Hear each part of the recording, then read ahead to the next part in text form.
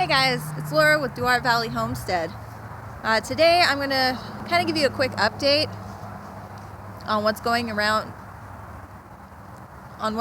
on around, let's see if I can speak, the homestead. First of all, I found out yesterday that I lost my job.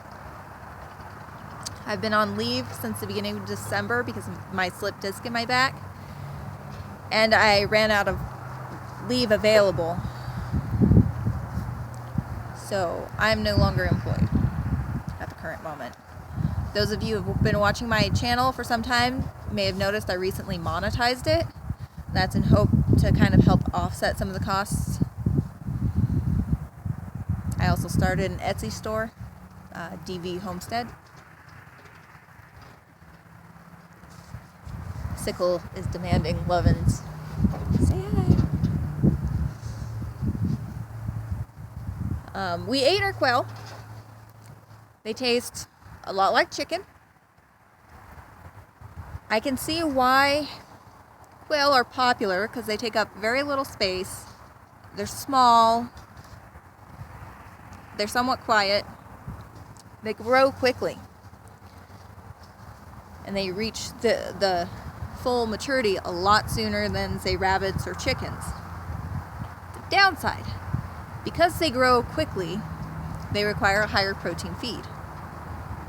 That gets more expensive. They're also, you have to butcher quite a bit more in order to get a meal for your family.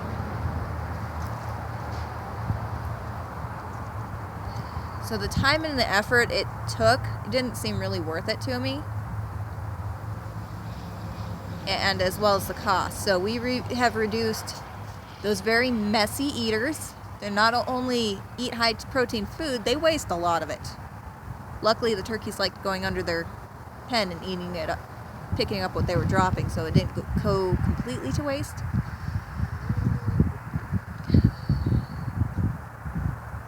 Let's see what else. I've got Samson. He's up for sale right now. I'm hoping that somebody will be interested in him. He's not quite ready to breed yet. He's getting close, but we're also getting close to the end of breeding season. So it might be more difficult to sell him.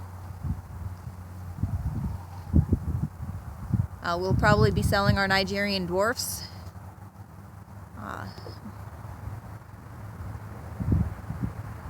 And for now, we're going to be keeping the sheep. We're going to cut down on how many rabbits we have.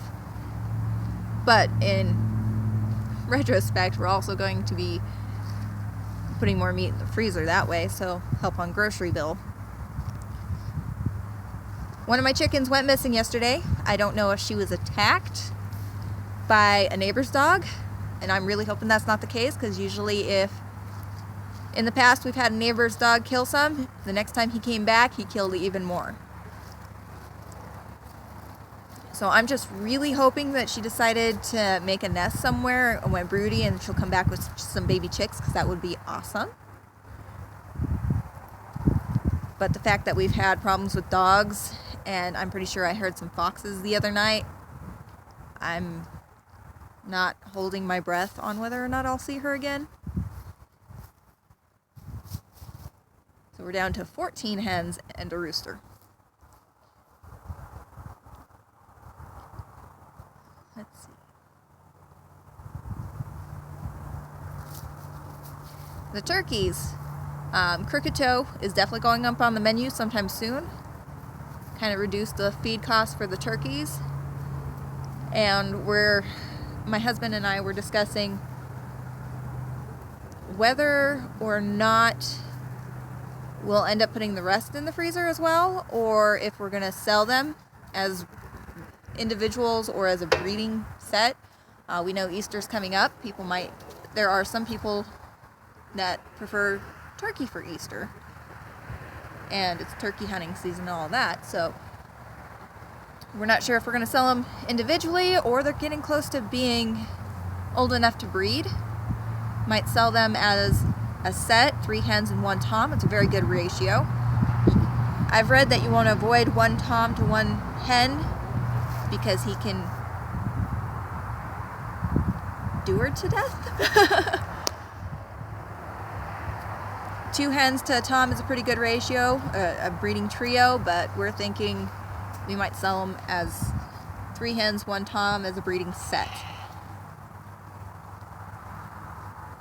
Which I'd be really bummed about because I really wanted to breed them myself.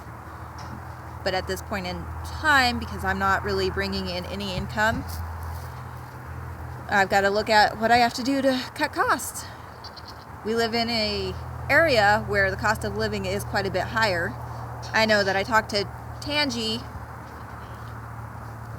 the caver's wife, about a week and a half ago, maybe a week ago.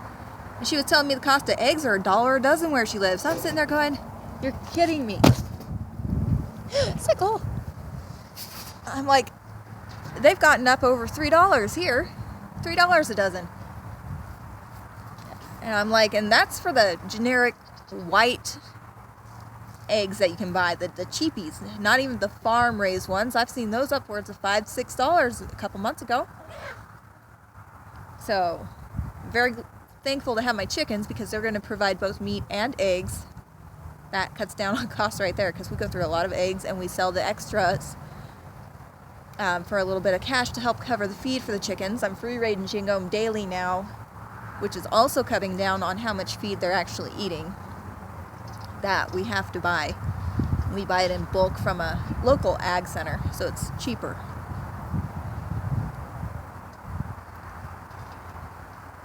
So for right now, we're going to be keeping probably Hershey and Ramsey's. We'll probably sell Mr. Churro and I've got Samson up for sale. We'll be selling the Nigerian dwarfs, except for Elsa, because she keeps seeming to have stomach problems, so she might just go in the freezer. We'll try goat meat. Midnight, she's kind of a butthead, so we may try to sell her. If we can't sell her, we'll probably eat her. That's if she doesn't look pregnant. I don't think trying to breed her took. Quite honestly, with the way she is, she's either a born Nubian cross, or she might be a full Nubian like we were told she was. She just might be a hermaphrodite, because she didn't go back into heat after she went into heat once. And the structure of her face and everything is very, very wide for a doe. I read that it's not too uncommon to actually get a hermaphrodite goat. So we may end up selling her or eating her, depending. We will be keeping Snow, Cleo, and Nefertari. The chickens, the sheep. My husband wants to do like a cost analysis on how much it is to make a loaf of bread compared to buying them. I told him flat out it'd be cheaper to make it. Well, and he's just like, well, if you're not up to it because of your back, then it might be best to continue to buy it from the bakery outlet we have here, where stuff that's a little bit too old to sell in the stores, but still plenty good to eat, is sold at a fraction of the cost. I mean, we can get the Sara Lee soft and smooth, or honey and sunflower, the ones that cost $2.50 to $4 a loaf, we can get for $1 each. So it's something we're looking into. I'll be trying to make more videos covering different topics. I have many different interests. Homesteading is one that I'm very passionate about, as well as I do like the idea of prepping and survival, and I think that the knowledge you can gain from all three can easily be incorporated into homesteading and living cheaper and more efficiently. So I'd like to do more of as many different types of videos as I can. So if you have a particular video that you're interested in me doing, if I know how to do it, I'll try to do it. Just leave a comment down below. in the lovely comment section.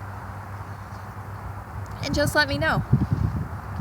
I will probably do a banana bread video here in the next couple of days. I make a super moist, delicious banana bread.